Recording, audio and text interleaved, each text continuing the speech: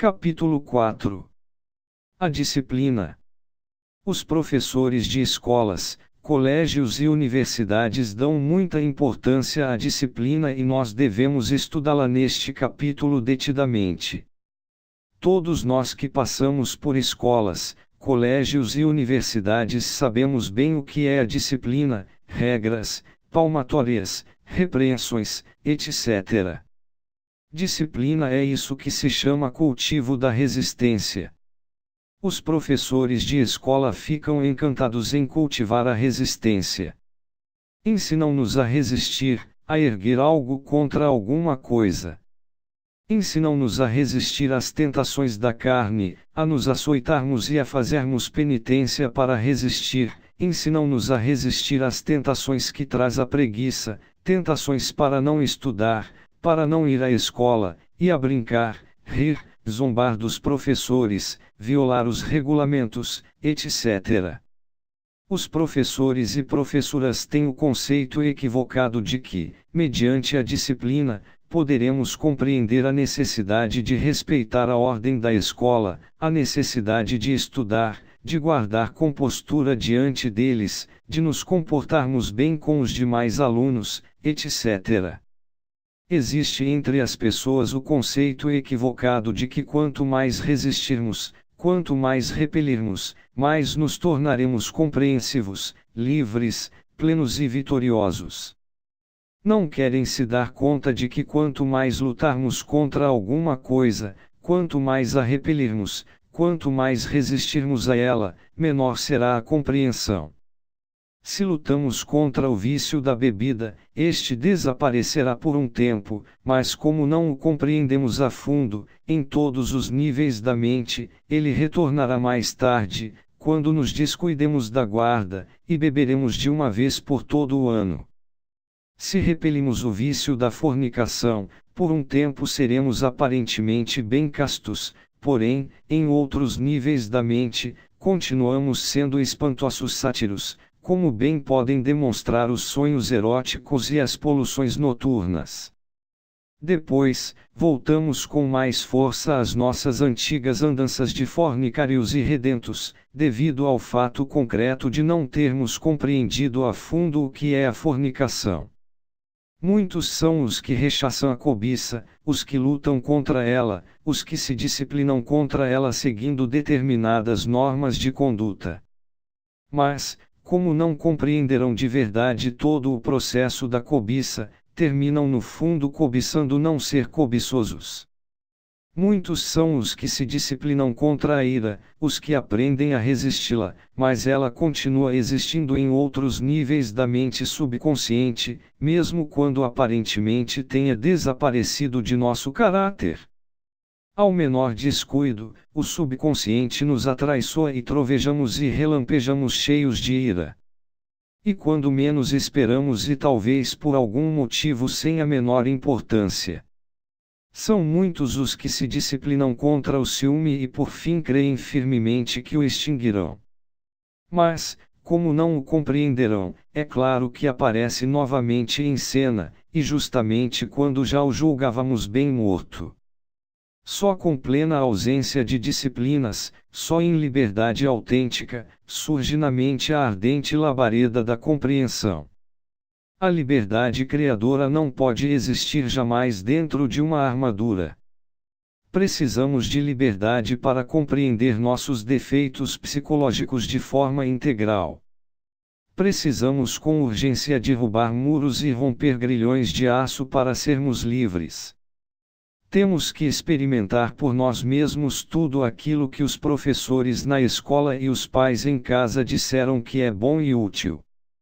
Não basta aprender de memória e imitar, necessitamos compreender.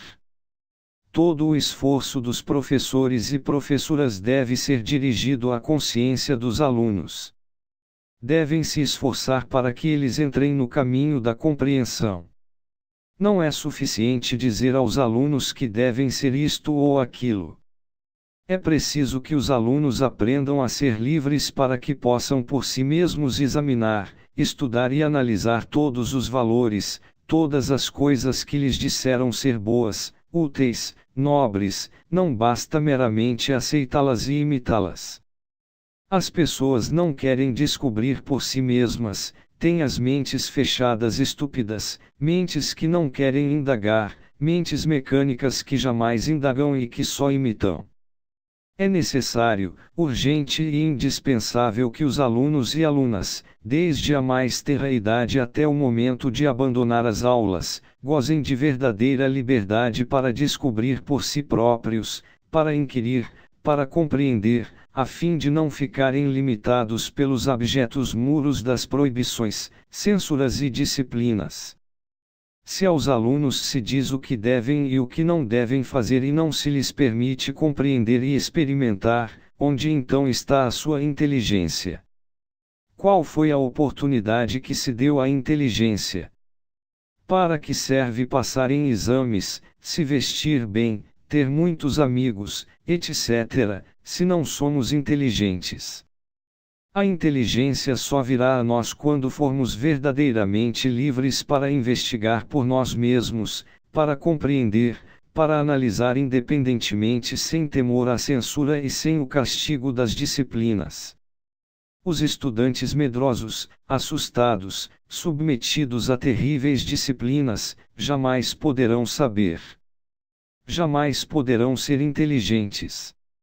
Hoje em dia, a única coisa que interessa aos pais de família e aos professores é que os alunos façam uma carreira, que se tornem médicos, advogados, engenheiros, contadores, etc., isto é, autômatos viventes.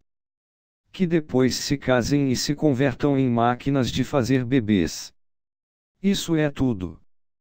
Quando um rapaz ou uma moça quer fazer alguma coisa nova, diferente, quando sente a necessidade de sair dessa armadura de preconceitos, hábitos antiquados, regras, tradições familiares, nacionais, etc., os pais de família apertam mais os grilhões da prisão e dizem ao rapaz ou à moça: não faça isso, não estamos dispostos a te apoiar nisso.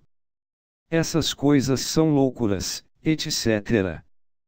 Total, o rapaz ou a garota ficam formalmente presos no cárcere das disciplinas, tradições, costumes antiquados, ideias decrépitas, etc. A educação fundamental ensina a conciliar a ordem com a liberdade. A ordem sem liberdade é tirania. A liberdade sem ordem é anarquia. Liberdade e ordem sabiamente combinadas constituem a base da educação fundamental. Os alunos devem gozar de perfeita liberdade para averiguar por si mesmos, para inquirir, para descobrir o que há realmente de certo nas coisas e aquilo que podem fazer na vida. Os alunos e alunas, os soldados e os policiais e em geral todas as pessoas que têm de viver submetidas a rigorosas disciplinas, costumam se tornar cruéis, insensíveis à dor humana, impiedosas. A disciplina destrói a sensibilidade humana e isto já está totalmente demonstrado pela observação e pela experiência. Devido a tantas disciplinas e regulamentos, as pessoas desta época perderam totalmente a sensibilidade e se tornaram cruéis e impiedosas. Para sermos verdadeiramente livres, temos de ser muito sensíveis e humanitários. Nas escolas, colégios e universidades, se ensina aos estudantes que devem prestar atenção durante a aula, e os alunos e as alunas prestam atenção para evitar a censura, o puxão de orelhas, a batida com a régua, etc. Porém, infelizmente, não se lhes ensina a compreender realmente o que é a atenção consciente. Por disciplina, o estudante presta atenção e gasta energia criadora muitas vezes de forma inútil. A energia criadora é o tipo mais sutil de força fabricado pela máquina orgânica.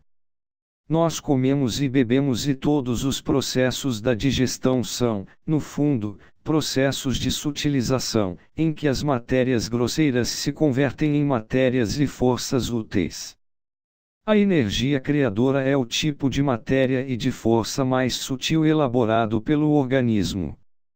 Se soubermos prestar atenção conscientemente, poderemos economizar energia criadora. Infelizmente, os professores e professoras não ensinam aos seus discípulos o que é a atenção consciente. Para onde quer que dirijamos a atenção, gastamos energia criadora. Poderemos economizar essa energia se dividirmos a atenção, se não nos identificarmos com as coisas, com as pessoas ou com as ideias. Quando nos identificamos com as pessoas, as coisas ou com as ideias, nos esquecemos de nós mesmos e perdemos energia criadora da forma mais lastimável. É urgente saber que precisamos economizar a energia criadora para despertar a consciência, e que a energia criadora é o potencial vivo, o veículo da consciência, o instrumento para despertar a consciência. Quando aprendemos a não nos esquecermos de nós mesmos, quando aprendemos a dividir a atenção em sujeito, objeto e lugar, economizamos energia criadora para despertar a consciência. É preciso aprender a dirigir a atenção para despertar a consciência, mas os alunos e as alunas nada sabem sobre isto porque seus professores e professoras não lhes ensinaram. Quando aprendemos a usar a atenção conscientemente, a disciplina fica sobrando. O estudante ou a estudante atento em sua classe, a sua lição, em ordem, não precisa de qualquer espécie de disciplina. É urgente que os professores compreendam a necessidade de conciliar inteligentemente a ordem e a liberdade, e isto só é possível com a atenção consciente. A atenção consciente exclui isso que se chama identificação. Quando nos identificamos com as pessoas, com as coisas ou com as ideias, vem a fascinação e esta produz o sonho da consciência. Há que saber prestar atenção sem se identificar.